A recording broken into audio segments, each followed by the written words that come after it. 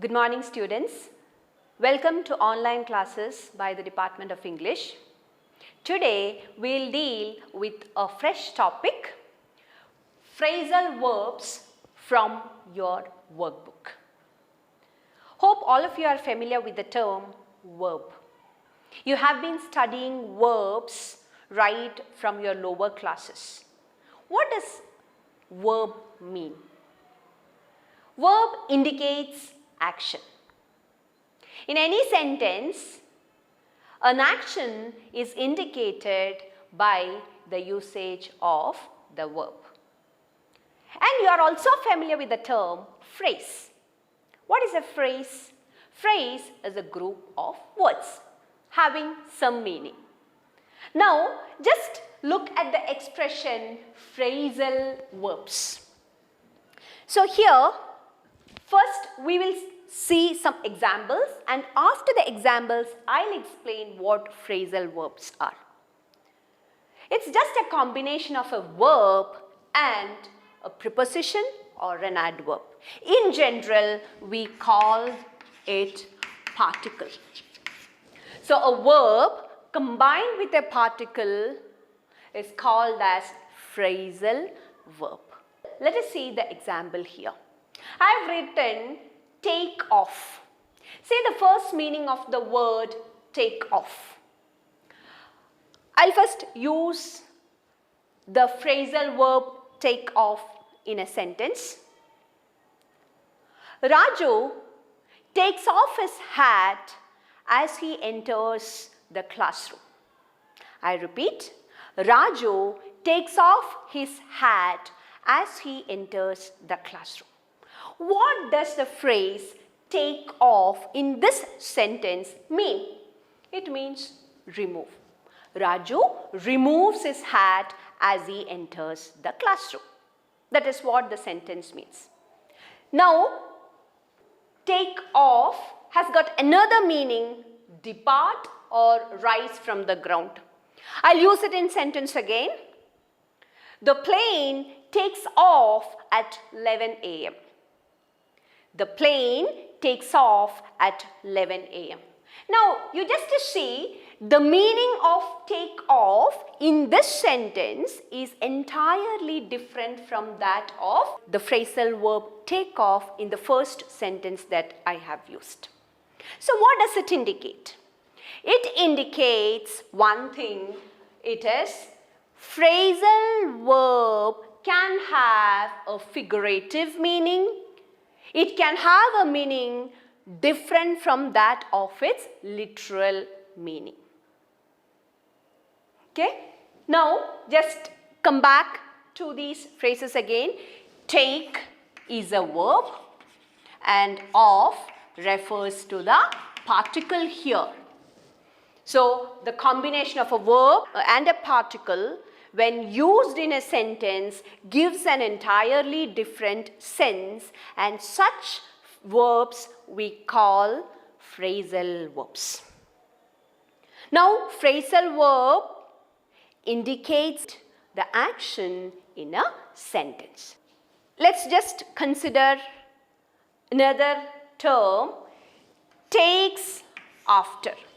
See, the same word take is used, the verb take is used, but the particle used along with take is different here, after. And it has a meaning, have a similar character or personality. Rani takes after her mother.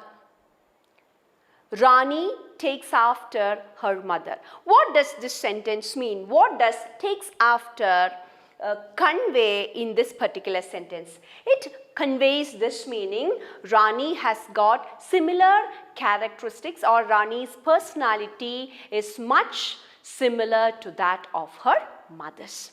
See, the same word take is used, but the meaning that it conveys is different when it is combined with different prepositions or adverbs. Let's just see another example here. Breakdown. First, I'll use it in a sentence.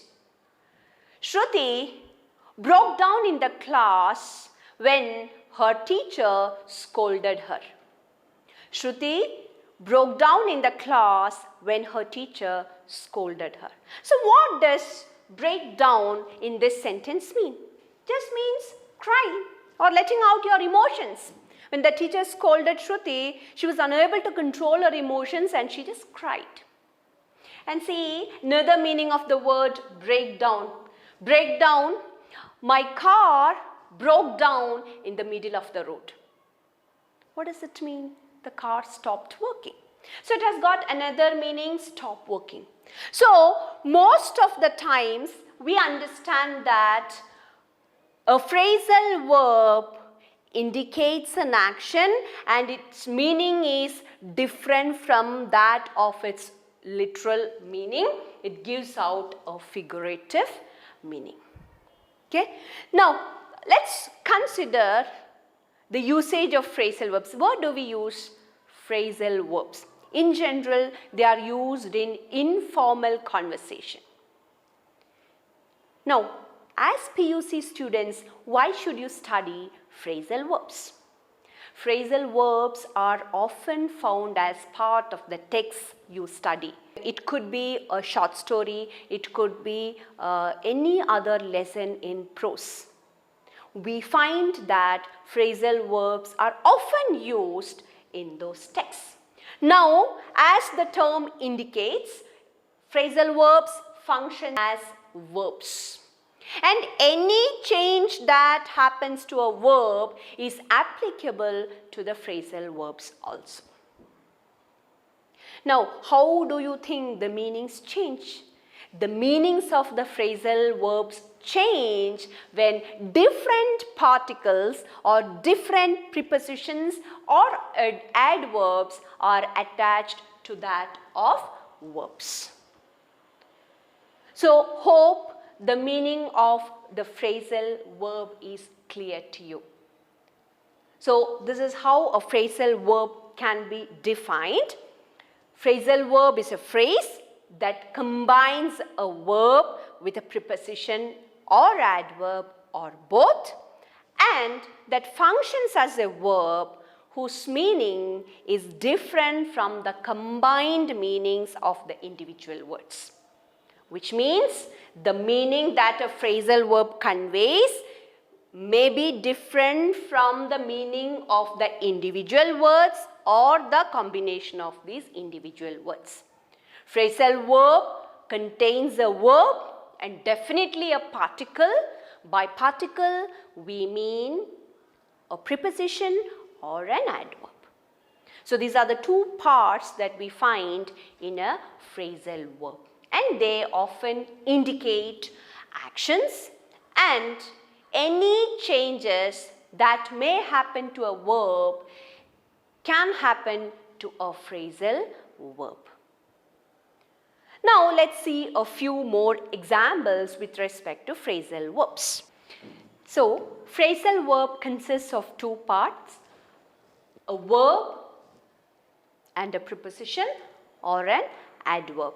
So verbs like run, put, come, turn, all these verbs can be a part of phrasal verbs.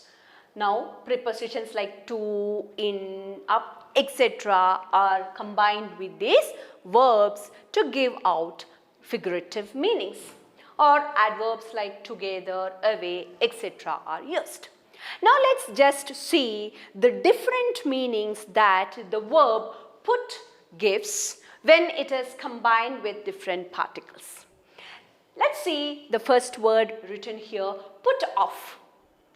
I use them in sentence because most often non-native speakers are not able to grasp the meaning of phrasal verbs easily because they are so much integral and most often they give out contextual meanings. So let me use these verbs, phrasal verbs in sentences. Put off, it means postpone. When the verb put is combined with off, it gives out the meaning postpone. The meeting scheduled at 10 a.m. is postponed. The meeting scheduled at 10 a.m. is put off. So put off here means postpone. Let's see the next word, next phrasal verb. Tina was unable to put up with her friend. Tina was unable to put up with her friend. What does the phrasal verb put up with mean here? It means tolerate. Now see the next one. I put on the new dress that my daddy gifted me. I put on the new dress that my daddy gifted me. So put on in this context means wear. I put on the new dress means I wear a new dress. Now put up. A banner was put up near my home. A banner was put up near my home. Put up in this context means erect. A banner was erected near my home. Now put in. Put in a 1 rupee coin and you can make a call. What does put in means? Put in means insert. Insert a 1 rupee coin and you can make a call. Now put forward. I put forward a solution to the existing problem. I put forward a solution to the existing problem. So what do you mean by put forward? Put forward means propose. I proposed a solution to the existing problem.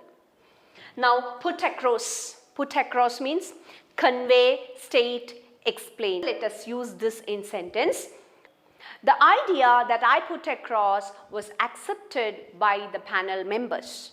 The idea that I put across was accepted by the panel members. So what does it mean? Put across means explain or stated. The idea that I stated, that I gave, that I expressed, that was accepted by the panel members.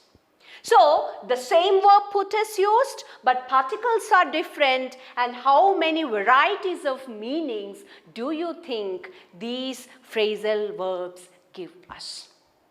So phrasal verbs often adorn the language. It enhances our language, and don't you think that we sound better when we use these phrasal verbs? So rather than using the plain words, you can use phrasal verbs to convey your ideas in a better way. Let's see a few more examples. Let us see the way in which different particles are combined with that of verbs and what all different meanings do they provide us. So now let us use the verb look and let us combine look with different particles and form a few phrasal verbs. Let's see their meanings. See here, look out. Look out, what does it mean? Look out. There is a car coming with lightning speed. So what does look out mean? Look out means you be careful, watch out. Now, look up. Look up a dictionary and give me the meaning of a word. So what do you mean by look up dictionary? Look up doesn't mean you have to look up. It means you search the dictionary and find the meaning of the word. Now let's see the next one, look into.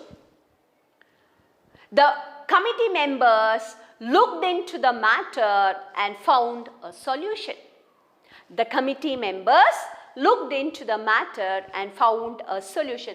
So what do you mean by looked into? Looked into does not mean literally looking into the problem or matter. It means investigate. So that's why very often you do not find the literal meanings. You often find figurative meanings or idiomatic expressions phrasal verbs are. Now look after. My father looked after me very well. So what does look after mean? You often use this expression. Looking after means taking care of. Now look up to. I always look up to my father.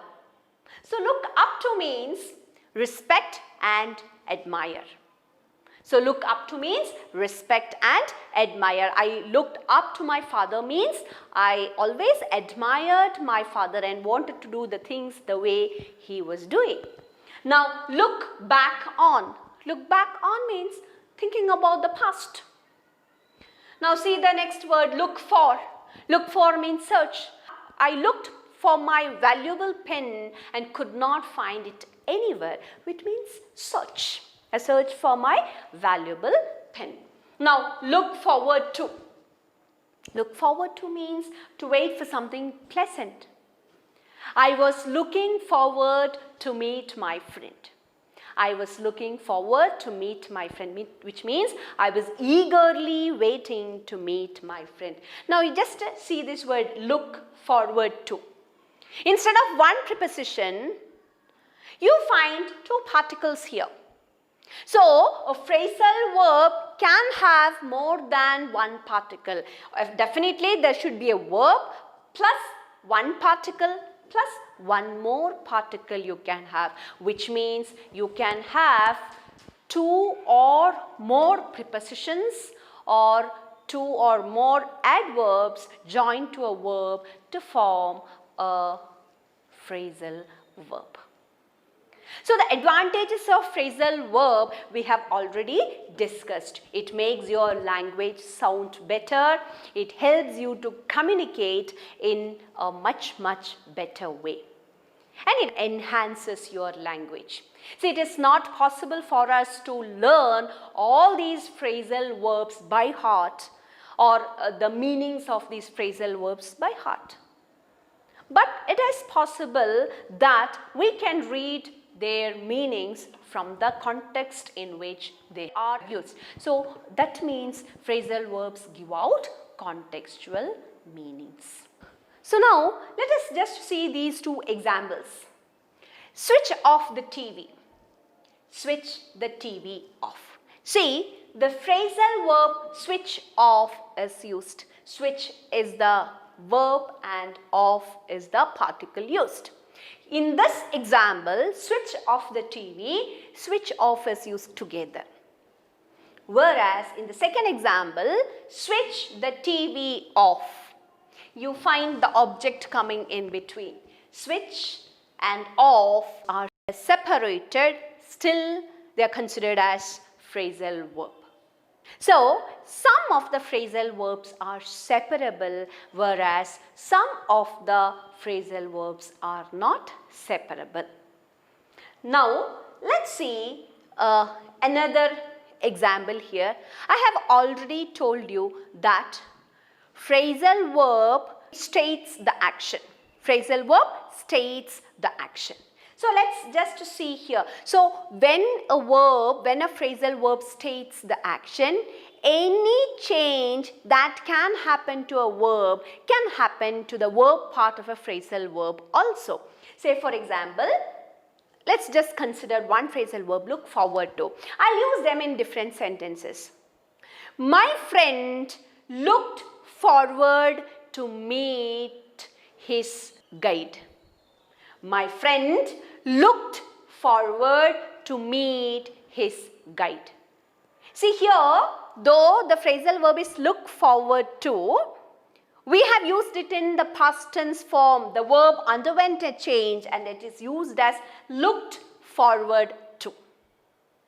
Now, let's see here, I am looking forward to meet my guide.